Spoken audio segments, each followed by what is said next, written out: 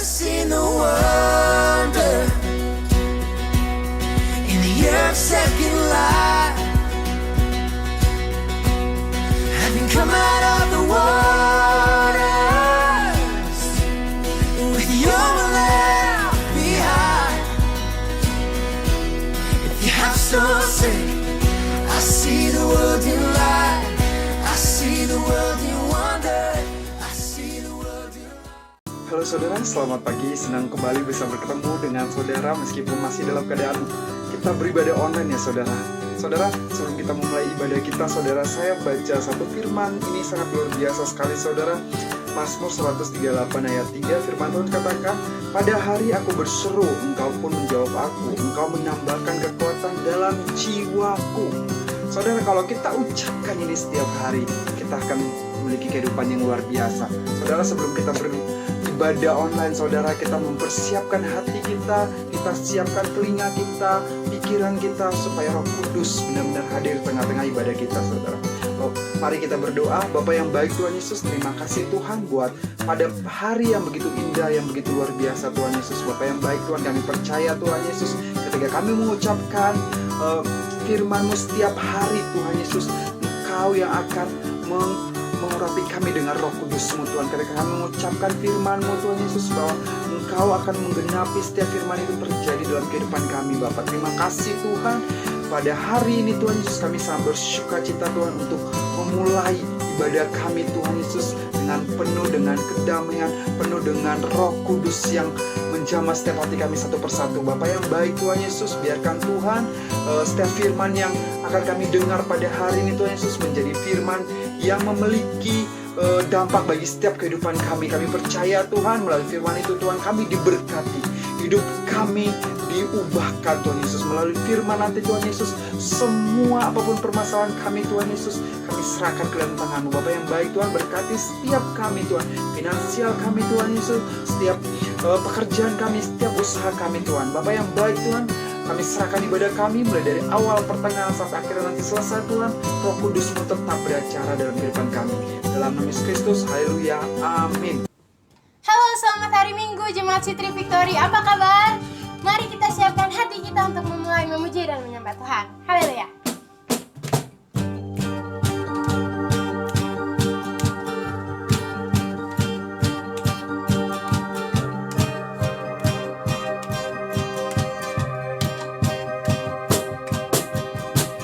Bersyukurlah kepadanya, bawalah pujian baginya, karena Dia Raja, Dia yang perkasa.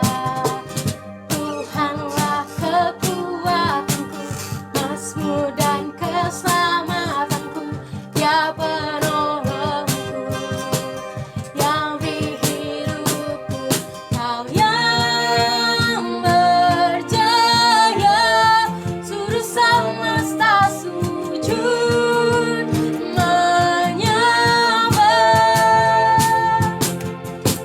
Agunglah kebangkitan-Mu, mujizat telah terjadi.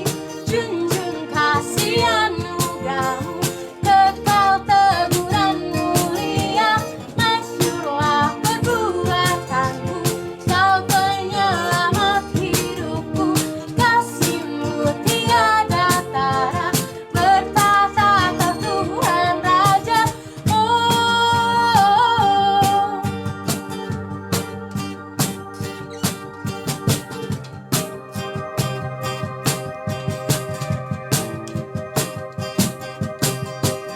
Bersyukurlah kepadanya, bawalah pujian baginya, karena Dia Raja, Dia yang perkasa.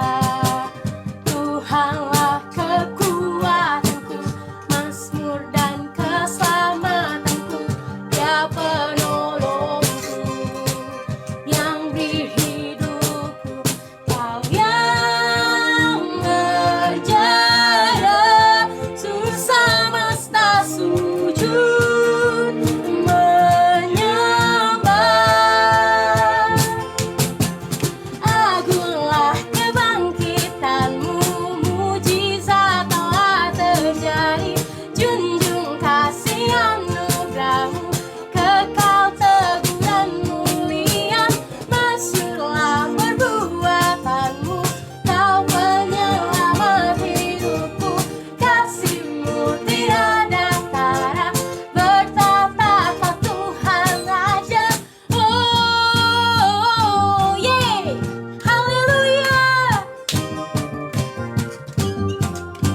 kita bersorak bagi Tuhan.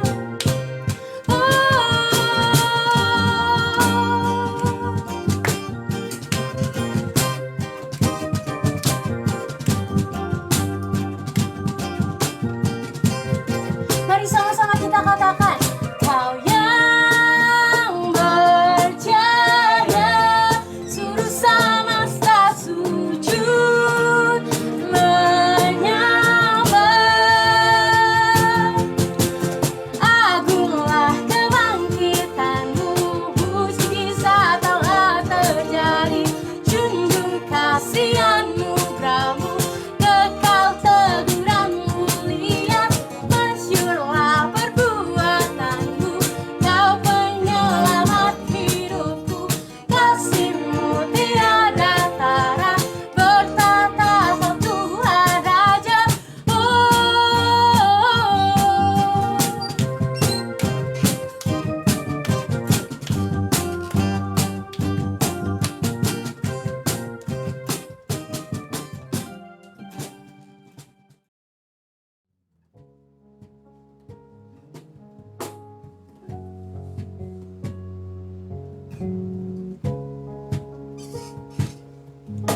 Steady in all of your grace,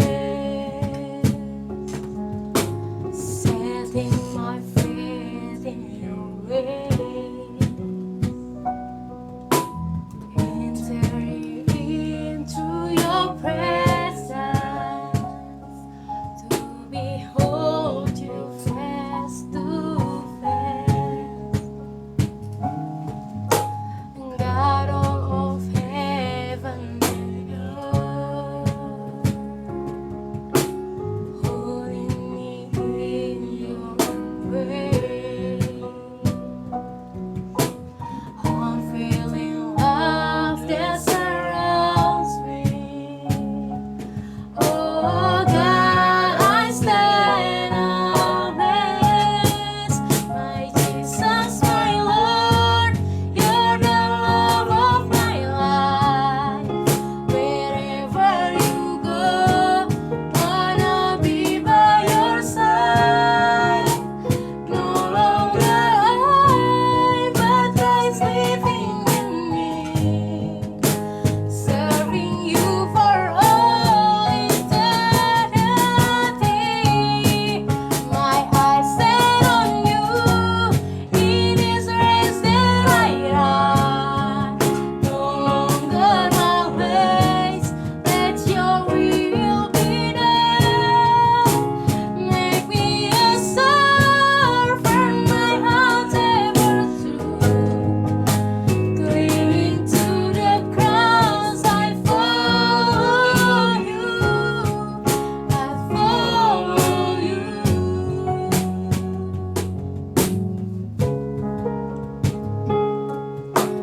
Ku tak dapat lupakan kebaikan yang ku terima, pengorbananmu yang mulia, jadikan ku berharga. Kau tulus menerima aku apa adanya. Perbuatan kasih-Mu nyata, memulihkan hidupku. Kau bukan Tuhan yang melihat rupa, Kau bukan Tuhan yang memandang harta.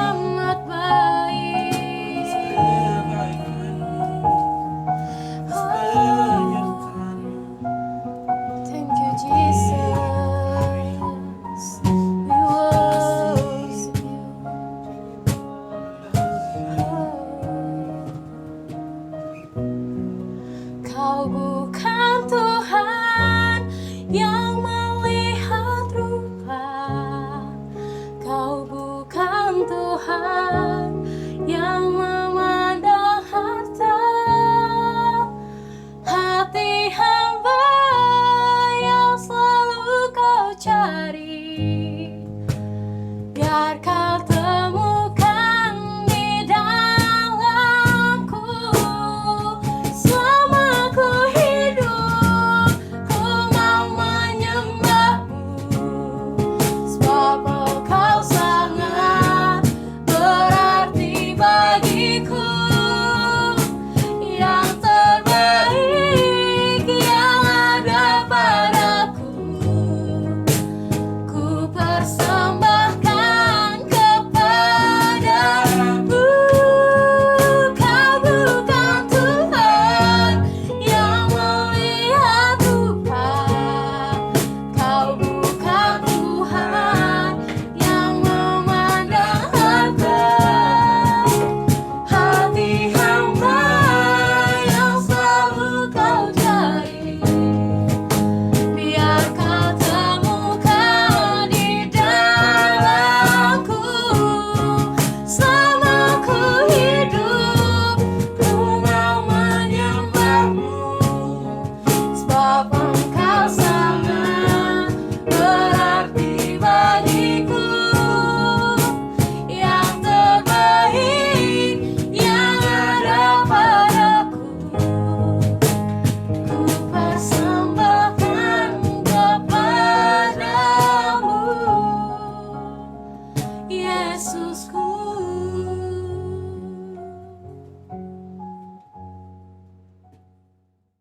Selamat pagi Jemaat Citri Victory. Saudara, mari kita siapkan hati kita. Kita buka firman Tuhan dalam 1 Tawarik 29 ayat 9. Firman Tuhan katakan, bangsa itu bersuka cita karena kerelaan mereka masing-masing, sebab dengan tulus hati mereka memberikan persembahan sukarela kepada Tuhan. Juga Raja Daud sangat bersuka cita. Saudara, kalau kita pelajarin dari 1 Tawarik 29 dari pasal 1 sampai 8, kita akan mengerti betapa luar biasanya Raja Daud ini, saudara. Kenapa, saudara? Saya sangat bangga dengan Raja Daud. Di sini Raja Daud sangat cintanya kepada Tuhan.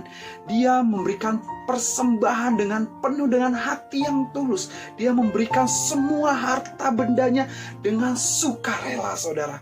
Ini adalah ungkapan cintanya kepada Tuhan, saudara. Itu sebabnya ketika kita memberikan persembahan kepada Tuhan, saudara, mari kita ingatkan diri kita bahwa ketika kita memberikan persembahan, kita harus mengharapkan bahwa Tuhan itu benar-benar cinta sama kita. Dan kita pun ketika kita memberikan persembahan kepada Tuhan, kita harus mengungkapkan rasa cinta kita ini kepada Tuhan dengan kita memberikan persembahan kita dengan hati yang tulus, dengan memberikan persembahan kita dengan sukarela.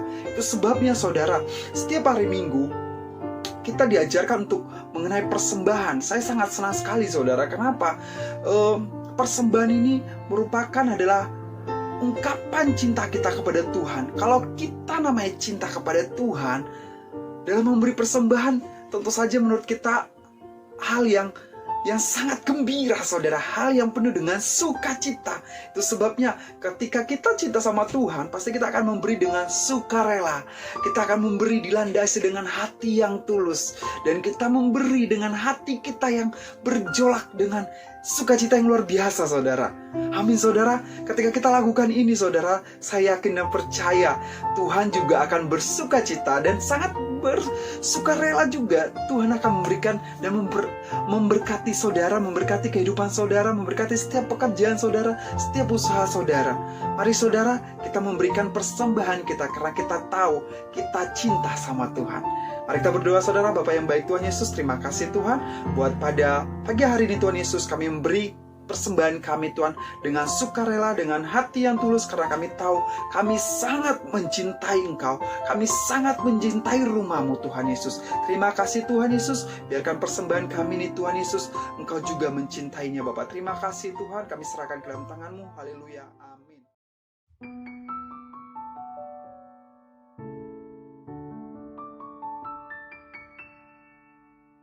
Hai, Shalom.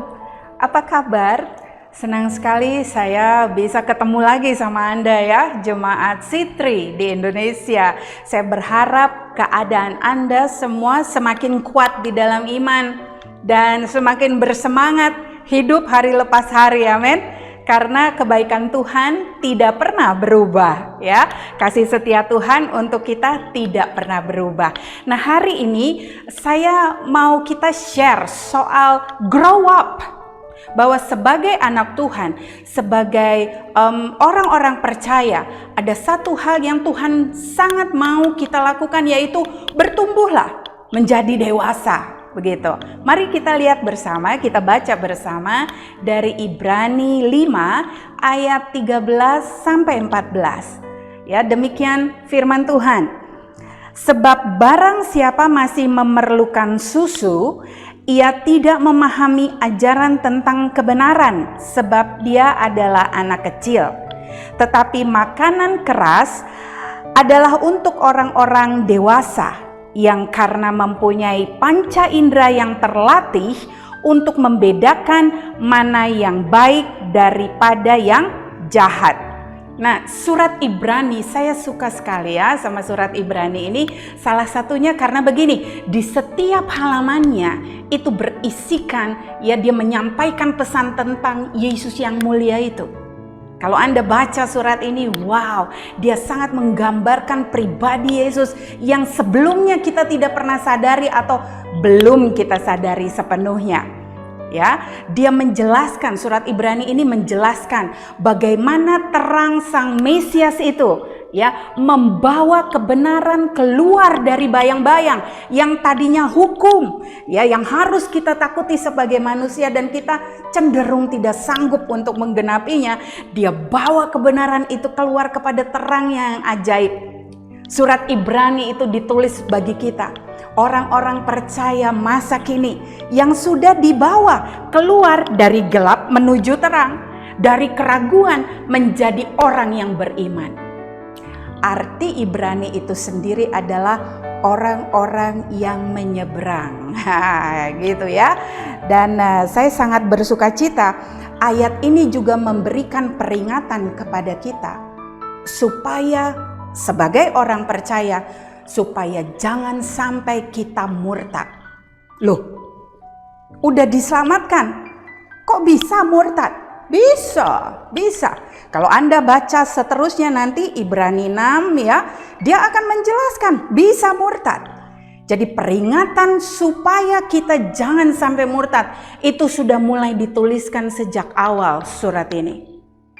Ya, Dr. Warren Wiersbe, dia pernah bilang begini, persoalan terbesar di dalam sebuah gereja itu bukan persoalan keuangan, tetapi persoalan terbesar dalam sebuah gereja adalah soal ketidakdewasaan iman.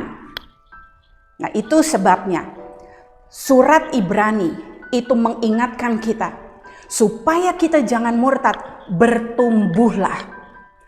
Ya, jadilah dewasa. Dan ada hal-hal yang harus kita lakukan, harus kita pahami supaya kita bisa mencapai satu pengertian yang menghindari kita, supaya kita tidak pernah meninggalkan iman kita dari Kristus Yesus. Nah, dengan meresapi perkataan firman maupun perkataan Dr. Wiersbe, kita harus mengerti kedewasaan rohani itu adalah satu keharusan di hadapan Tuhan. Keadaan yang mesti kita jalani itu suatu hal yang natural di dalam spiritual journey seorang percaya.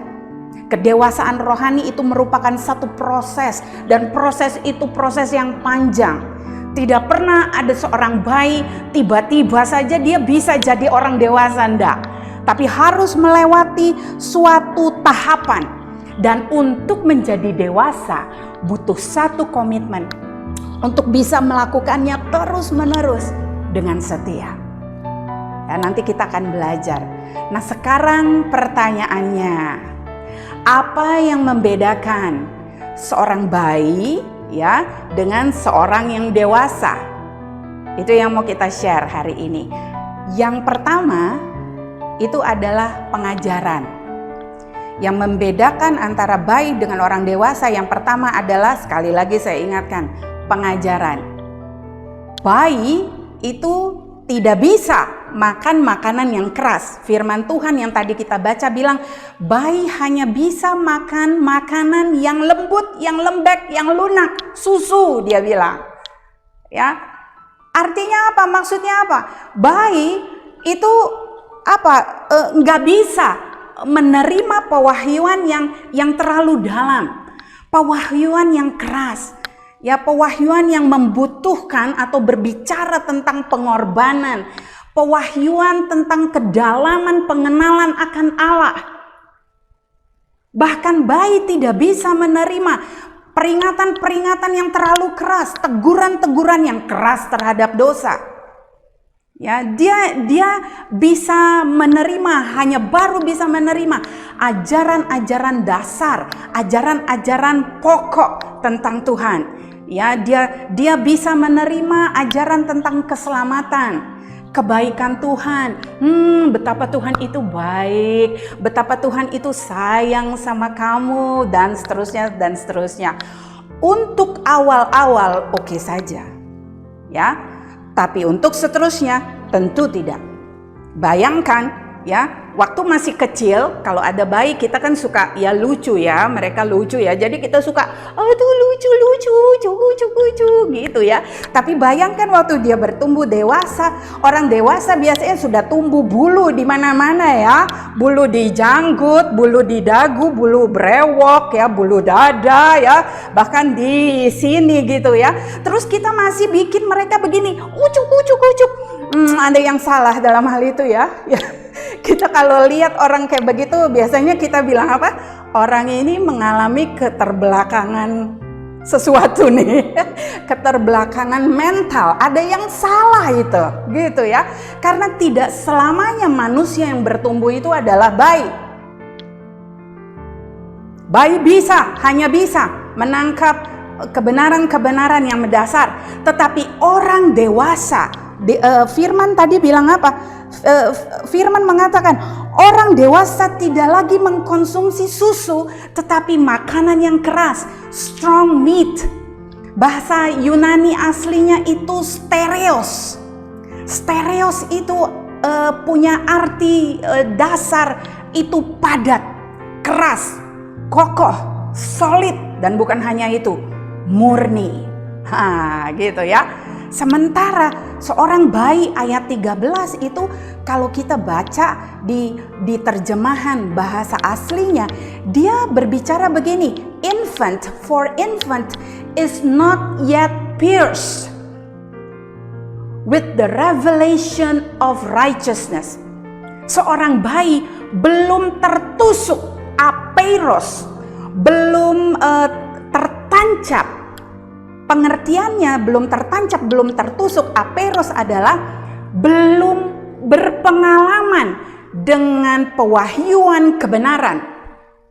Itu artinya seorang bayi memang tidak atau belum mengerti bahasa kebenaran maupun manifestasinya. Tetapi seseorang yang dewasa rohaninya, karena dia sudah bisa makan makanan yang keras, mereka bisa menerimanya. Justru orang dewasa rohani suka makanan-makanan yang keras. Kenapa?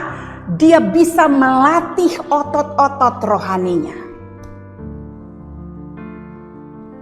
Oke, itu poin yang pertama.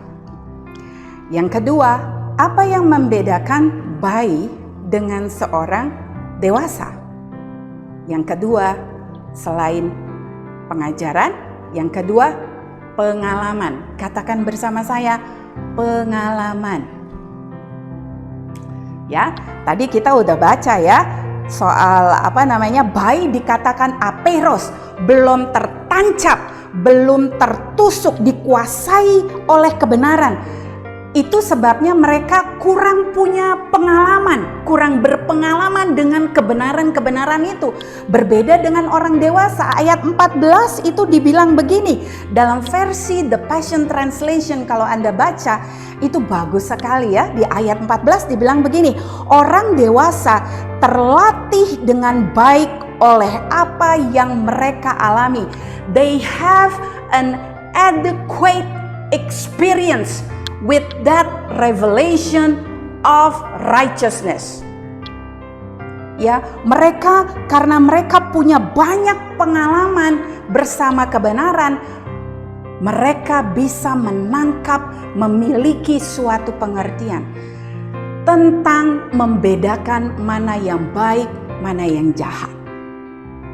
Membedakan yang baik dengan yang jahat itu hanya bisa dikerjakan oleh orang dewasa. Karena mereka sudah memiliki pengertian. Dari mana? Karena mereka sudah punya pengalaman-pengalaman. Orang dewasa itu banyak dilatih. Ingat kata-katanya ada yang menarik buat saya. Well trained. Mereka sudah melewati latihan-latihan yang memadai bersama kebenaran itu. Yang keras itu, yang strong meat itu. Dengan pengalaman itu mereka memiliki pengertian. Saya tidak akan bosan-bosan mengulang ini ya. Dari pengalaman-pengalaman yang mereka alami dengan kebenaran itu, mereka terbuka pikirannya, ya, sehingga mereka memiliki pengertian yang benar tentang kebenaran itu, dan mereka bisa terampil membedakan mana yang baik, mana yang jahat di dalam kehidupan mereka sehari-hari. Itu bagian orang dewasa. Tapi saya mau ingatkan sekali lagi, bagi seorang dewasa untuk terampil membedakan baik dengan yang jahat, mereka tidak bisa melakukannya dengan kekuatan pikirannya sendiri. Kenapa? Karena pikiran manusia cenderung membela dagingnya sendiri. Pikiran manusia cenderung untuk membela kepentingannya sendiri. Kita butuh pekerjaan Tuhan, kita butuh kekuatan Tuhan untuk bisa membedakan yang baik dan yang jahat.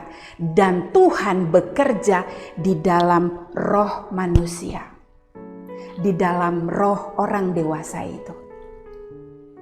Bagian mana dari seseorang roh orang dewasa yang dikerjakan oleh Roh Kudus supaya dia bisa membedakan yang baik dan yang jahat? Saya kasih tahu ya, bagian roh kita namanya hati nurani. Yuk katakan bersama saya lagi, hati nurani. Hati nurani itu ada merupakan salah satu aspek dari roh manusia.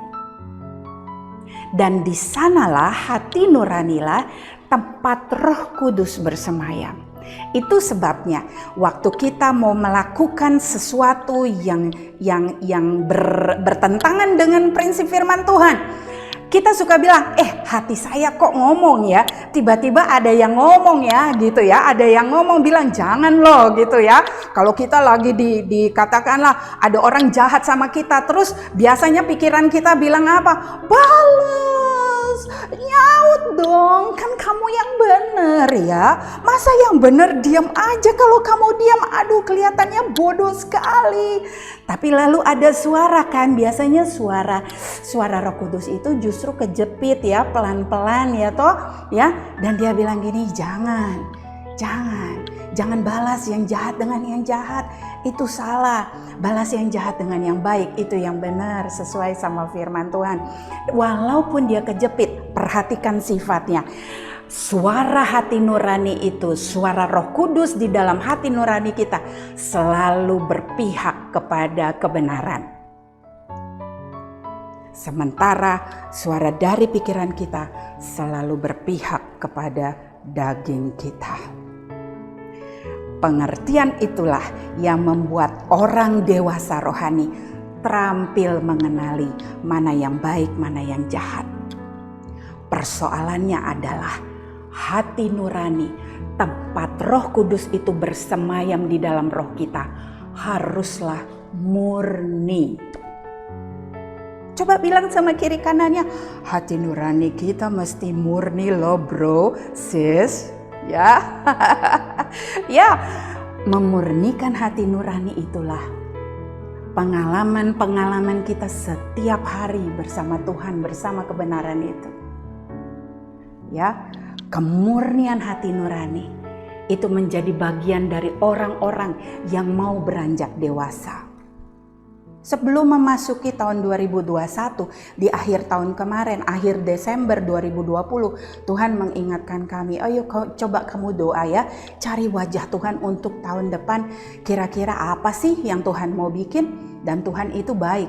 Dia ingetin, memiliki hati nurani yang murni sebagai tanda, ciri kedewasaan rohani itu baik. Tetapi untuk menghadapi hari-hari yang akan datang, yang Alkitab bilang semakin jahat, kamu harus rise up dari itu. Harus bisa mendorong dirimu next level lagi. Wow, saya bilang, jadi kayak apa Tuhan? Tuhan kasih inspirasi bahwa hari-hari ke depan semakin jahat. Apanya yang semakin jahat? Akan banyak penyesatan-penyesatan. Ya, akan banyak sekali muncul nabi palsu, guru palsu, berita palsu. Dan membedakan mana yang baik dan yang jahat menjadi satu kebutuhan penting buat kita untuk menjalani hari-hari ke depan. Dan bahkan bukan hanya itu, Tuhan mau supaya kita naik, push diri kita lagi untuk terus bertumbuh di dalam iman. Karena begini, kamu sudah harus bisa bukan hanya membedakan yang baik dan yang jahat, karena harusnya kamu sekarang sudah terampil dalam hal itu. Tetapi untuk zaman ini kamu sudah harus bisa membedakan mana yang benar, mana yang hampir benar. Wow.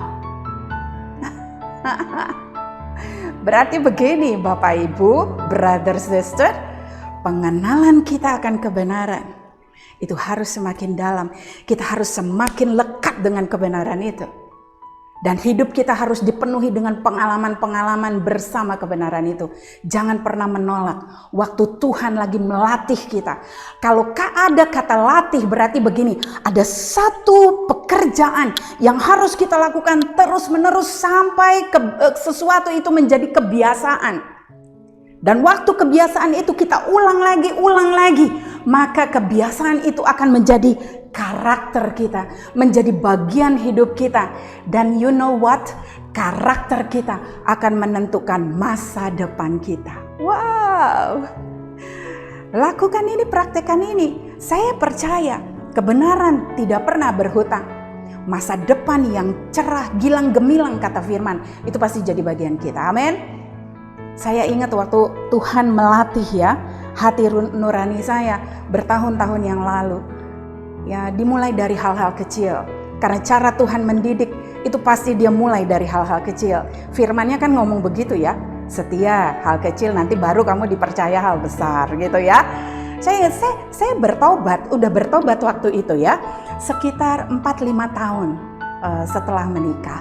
Kami sama-sama berjalan dalam pertobatan kami. Nah biasanya kami itu, saya sama suami ya, pagi kita doa pagi bersama ya kan.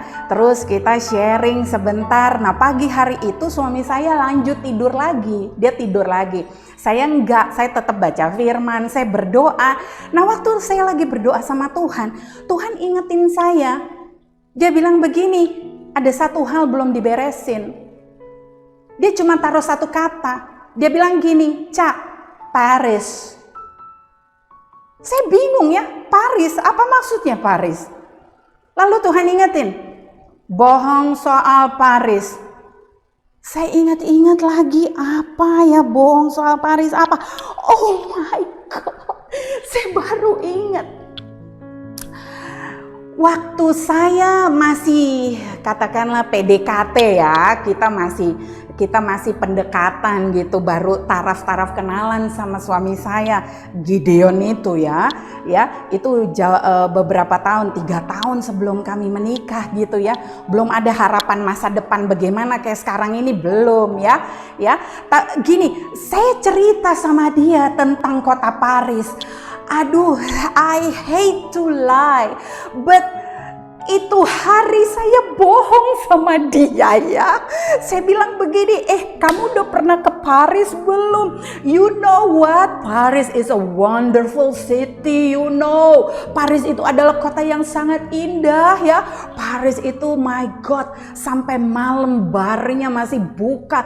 Dan barnya itu ya, bukan hanya menyajikan live music, tapi kadang-kadang live dance. Dan dancernya itu nggak pakai pakaian kayak di Indonesia. Dia wow, begitu ya. Dan itu indah sekali ya. Kamu bisa minum-minum di pinggir jalan ya.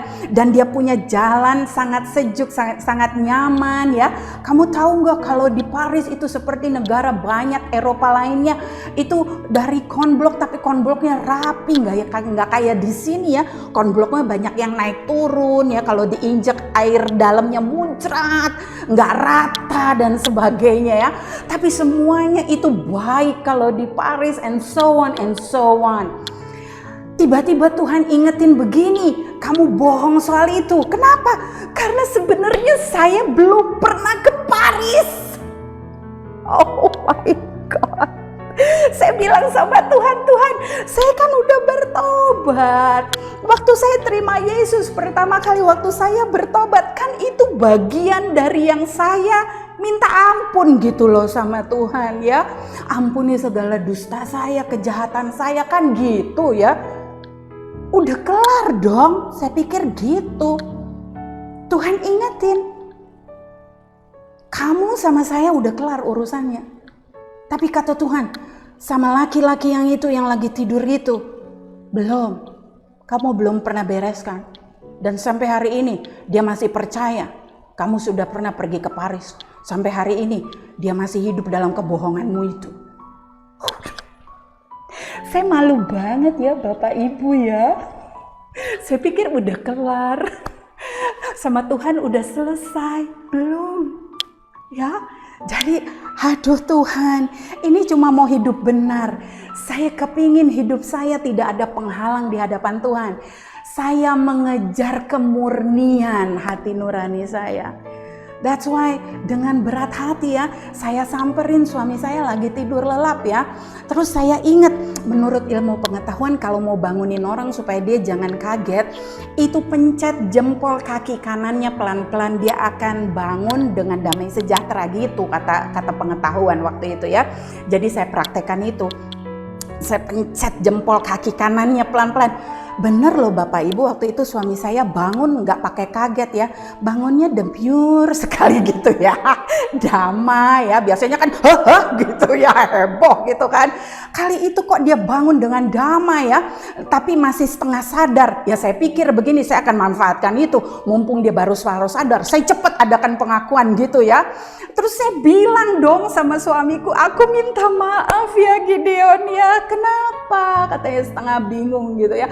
Kenapa? Aku tuh dulu bohong sama kamu. Aku cerita bahwa aku sudah ke Paris, padahal aku belum pernah ke Paris. Itu saya mengatakan dengan bercucuran air mata, bukan air mata pertobatan, tapi air mata malu deh ya, gitu ya. Tapi yang menakjubkan adalah suami saya dengan senyum kearifan lokalnya ya. Dia bilang begini, I know, saya tahu deh kayaknya kamu bohong. Kaget kan saya, ih dari mana? Ini ada kepekaan roh atau bagaimana ya? Gitu kan. Tiba-tiba dia bilang gini, aku memang perhatiin kamu itu kan rada banci foto ya dulu ya. Jadi kalau kamu pergi kemana fotonya selalu ada. Kok yang foto Paris ndak ada ya? Ternyata dia lebih cerdas dari perkiraan saya. Tapi perkataan terakhirnya dia bilang, aku maafin kamu loh sayang.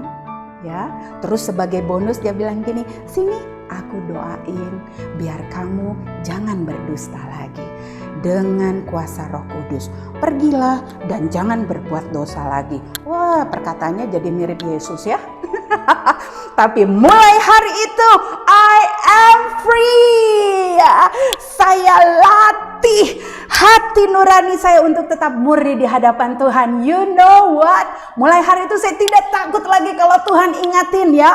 Perhadapkan saya dengan kebenaran. Kelakuan-kelakuan saya yang masih cemar, yang masih najis, yang masih tidak kudus. Ya pikiran-pikiran saya yang masih jahat. Itu terlatih untuk Tuhan bedah, untuk Tuhan tarik keluar kepada terang. Dan kemudian tanpa malu saya harus mengatakan, ampuni saya ya Tuhan, sorry ya, ampuni saya loh, aduh malu banget deh, tapi minta ampun. Dan Tuhan terus setia mengerjakannya sampai hari ini. Dan saya juga berjanji untuk tetap setia berpengalaman dengan kebenaran itu sampai hari ini. Dan latihan-latihan ilahi itu membuat saya semakin matang di dalam kedewasaan di dalam Dia. Dengan kerendahan hati saya katakan, ya, kemampuan pengertian kita untuk membedakan mana yang baik, mana yang jahat, itu bukan terletak pada kekuatan kita, pikiran kita, no. Tapi kita butuh Tuhan, kita butuh kekuatan Tuhan dalam hal itu. Nah, Bapak Ibu Saudara-saudara, kedewasaan itu merupakan suatu keharusan dalam perjalanan rohani kita. Saya mau ingatkan sekali lagi, itu adalah satu proses perjuangan.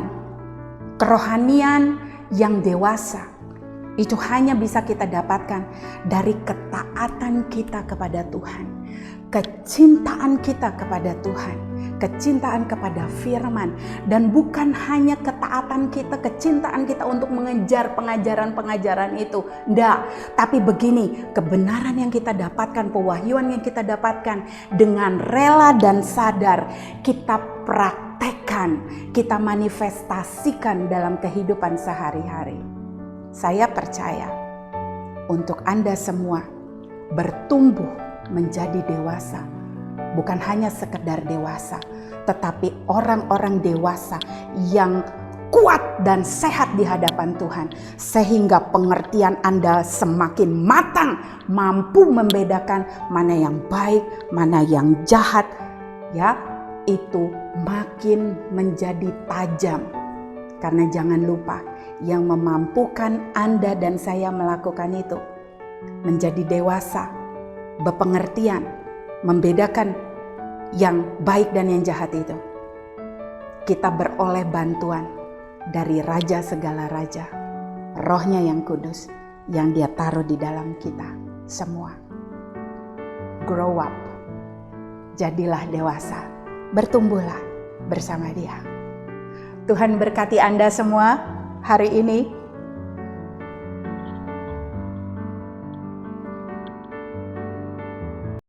Have you ever seen the wonder in the earth's second light? Have you come out of the waters with your left behind?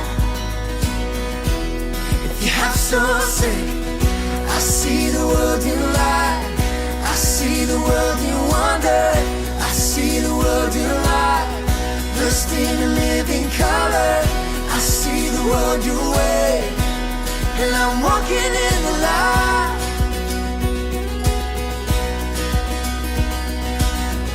I see the world in grace, I see the world in gospel, I see the world your way, and I'm walking in the light. I'm walking in the wonder. You're the wonder in the wild. To the wilderness to wonder. Who I say, I see the world in love, I see the world in freedom, I see the Jesus way. You're the wonder